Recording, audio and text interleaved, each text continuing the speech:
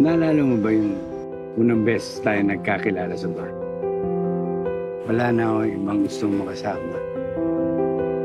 Simula no. Mommy, are you also at Trixie's mommy? No, Jello. We have our own mommy. Sure ka? Wala ka nang nararamdaman kapag nakikita mo siya.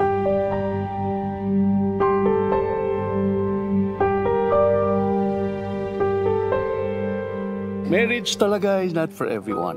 But commitment, though, is totally different. It's a choice. It's a choice that you make each and every single day.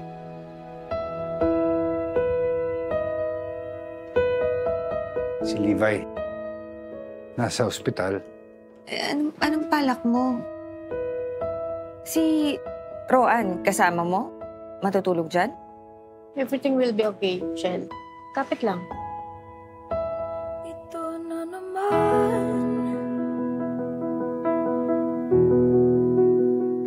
Di ko na naman. Mommy, doon na ba titira si Daddy kay Kuya Levi? Jello, why would you even say that? Kasi that's Ate Trixie's wish. Buti pinilit kang makita na kita. Yun ba talaga yung dahilan, Deo? Ha? O ayaw mo lang talaga maputol yung connection yung dalawa? Hindi ako susunod. Mahal niya ako, mahal ko siya.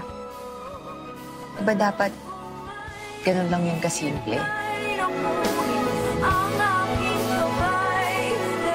Kausapin mo naman ako. Sige, kamusta ka? Nag-enjoy ka ba doon? Ako ba iniintindi mo kung bakit ako nagkakaganito? Hanggang ngayon eh, sila pa rin yung may karapatan sa'yo eh. Hinili ko rin sila. Eh di doon ka!